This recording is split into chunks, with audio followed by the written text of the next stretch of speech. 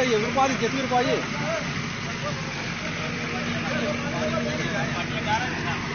अबे यार हैंडपंप तो है। अच्छा हाँ, मट्टी डलवा दीजिए। बिहार में चल रहे गुंडाराज की एक नई भयावह तस्वीर जो आपको इस बात को सोचने के लिए मजबूर कर देगी कि देश में भारत के संविधान के मुताबिक सरकारें बिल्कुल भी काम नहीं कर रही और दूसरी तरफ गुंडा प्रवृत्ति के लोगों के हौसले अब पूरी तरीके से बुलंद हो चुके हैं।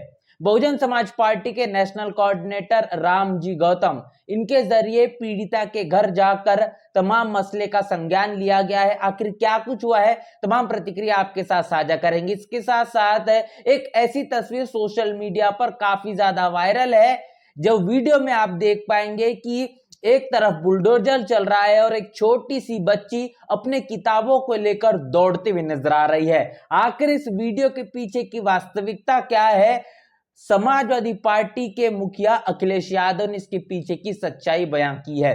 इसके साथ साथ बीएचयू के जो कुलपति है, इनके घर के सामने में दलित छात्र बिलक बिलक कर आखिर क्यों रो रहा है, क्या है इसके पीछे की आखिर असली वजह।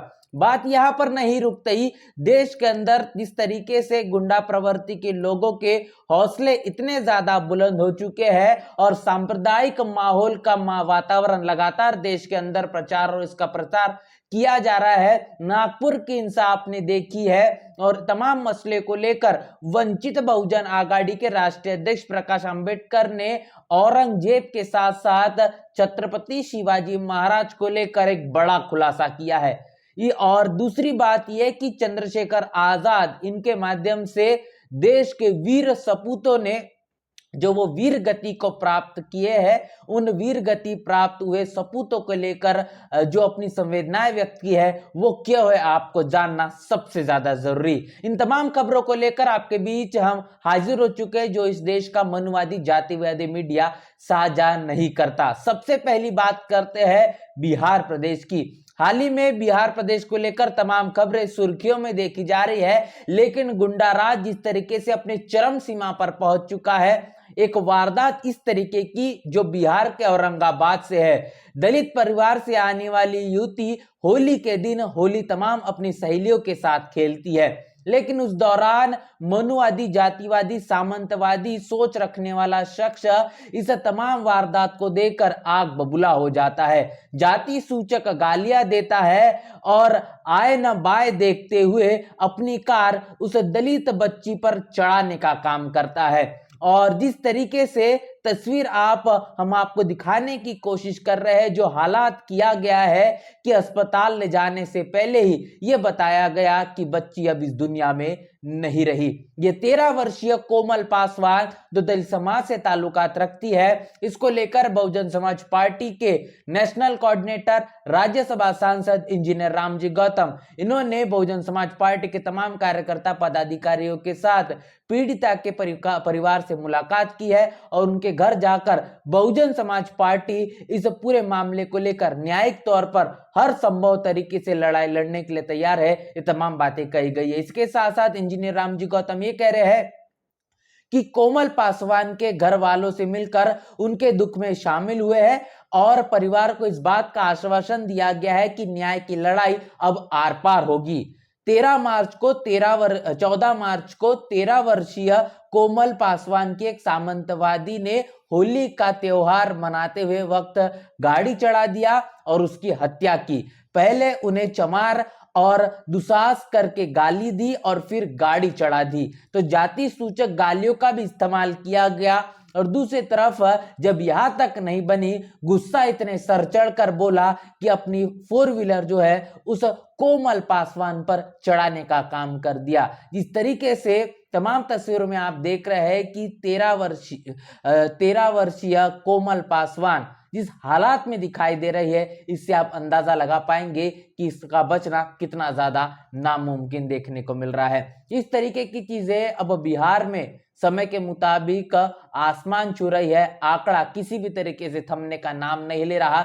दलितों पर होने वाले अन्य अत्याचार अब कहीं ना कहीं लगातार तीव्र होते जा रहे हैं। इसके साथ साथ आपको बता दें कि बीएचयू में दलित छात्र के एडमिशन को लेकर जो रोका गया है, जो मामला इस वक्त सबसे ज्यादा तुल पकड़ा हुआ है, सोशल मीडिया पर वीडियो वायरल है। वाराणसी में अनुसूचित जाति के छात्र शिवम सोनकर के साथ पीएचडी में प्रवेश करने के लिए अन्याय हुआ है।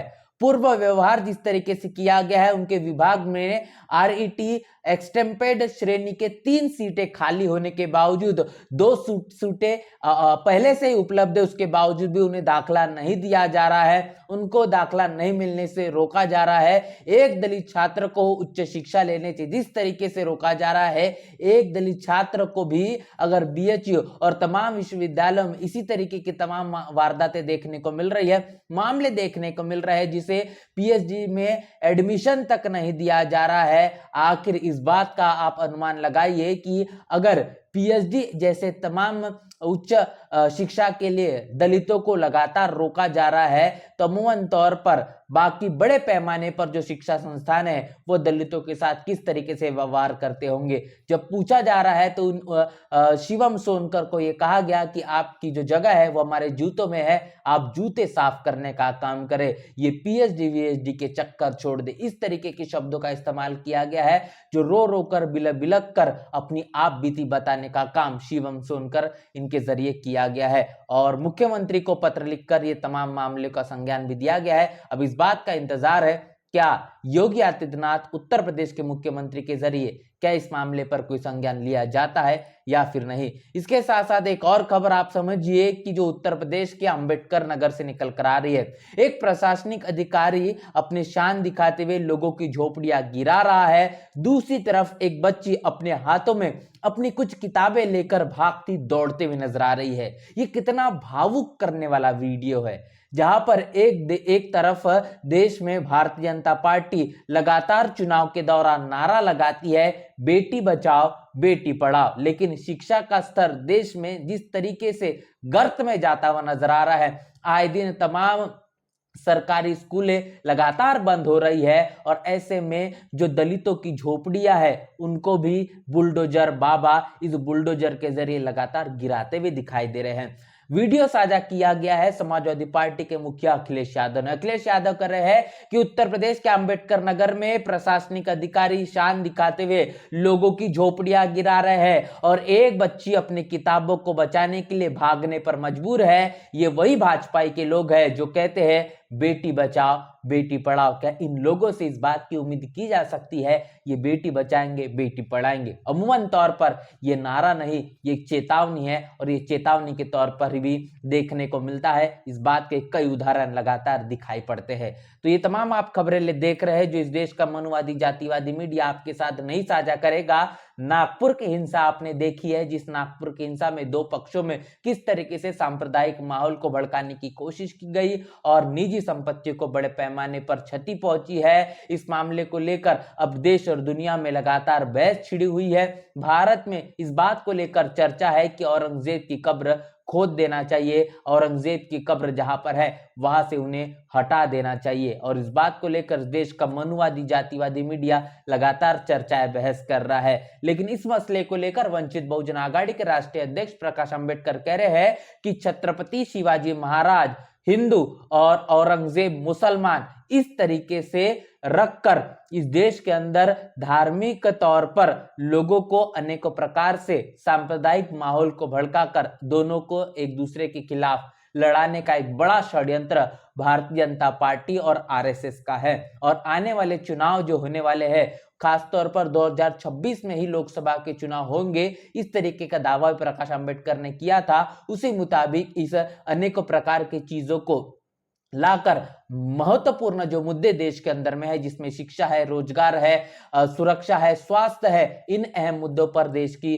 जो जनता है वो सवाल खड़े नहीं करना चाहिए। इसीलिए ऐसे बेबुनियाद मुद्दों को लाकर जनता का ध्यान भटकाने की कोशिश की जा रही है। ये तमाम बातें प्रकाश अंबेडकर इनके माध्यम से साझा की गई है। इसके साथ साथ आजाद समाज पार्टी के राष्ट्रीय अध्यक्ष चंद्रशेखर आजाद ने कहा है कि लद्दाख में हुए दुखद सड़क हादसे में भारतीय सेना के वीर सपूत हवालदार किशोर बारा और सिपाही सूरज कुमार के असमय निधन की खबर अत्यंत दुखद है। ये वीर सैनिक मातृभूमि की सेवा में समर्पित थे। उनका यह बलिदान राष्ट्र सदैव याद रखेगा। प्रकृति शोक संतप्त परिवार को इस अपार दुख को सहन करने की शक्ति दे और भारत के इन अमर सपूतों को शत नमन व विनम्र आदरांजलि भी यहाँ पर अर्पित की गई है। चंद्रशेखर आजाद ने कहा है कि लद्दाख में जो दुखद सड़क हादसा हुआ है, जहां पर 2 वीर सपूत जवान जो शहीद हुए हैं, इन्हें उन्होंने नमन किया है। ये तमाम खबरों को लेकर आपकी राय, आपकी प्रतिक्रिया